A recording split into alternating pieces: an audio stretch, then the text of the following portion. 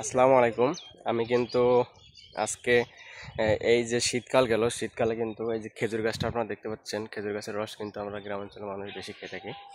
আসলে আমি গ্রামে বসবাস করলেও আমি কিন্তু খেজুর গাছের যে রস, প্রকৃত যে রসটা আপনারা দেখতে পাচ্ছেন রস, এটা কিন্তু এখন আমি খাই নাই।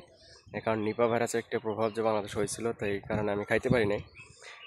আমি কিন্তু মোটামুটি বাংলাদেশের ভিতরে আছি। আর আমার এই যে সাইডটা আছে, ওই যে আপনারা ওই সাইডটা দেখতে পাচ্ছেন, এই সাইডটা কিন্তু ইন্ডিয়া। এটা কিন্তু বাংলাদেশের ধানের জমি। ওই সাইডটা হচ্ছে ইন্ডিয়া। এটা হচ্ছে ইন্ডিয়ার ভেতরে ওইটা ইন্ডিয়া, এটা কিন্তু বাংলাদেশ। এটা একটা সোজা মোটামুটি একটা ভালো বড় একটা রাস্তা ইন্ডিয়ার দিকে চলে গেছে। আমি ওখানে যাচ্ছি আর কি। এটা যাওয়ার সময় এটা দেখলাম আর কি, এই যে খেজুর গাছের যে রস, এখানে কিন্তু এটা দিয়ে কিন্তু যিনি গাছে আছেন উনি কিন্তু এগুলো পরিষ্কার করে থাকেন। এগুলো এইভাবে পরিষ্কার করে দেয় যেন লাইনটা ক্লিয়ার থাকে। আর এই যে গাছের যে ভার দেখতে পাচ্ছেন, এটা দেখেন একটা খুবই ছোট্ট একটি গাছ। ছোট্ট ছোট্ট একটি গাছের ভিতরে কিন্তু রস মোটামুটি এখানে মোটামুটি ভালোই রস হয়েছে, মানে কিছুক্ষণ আগে সম্ভবত দিয়ে গেছে।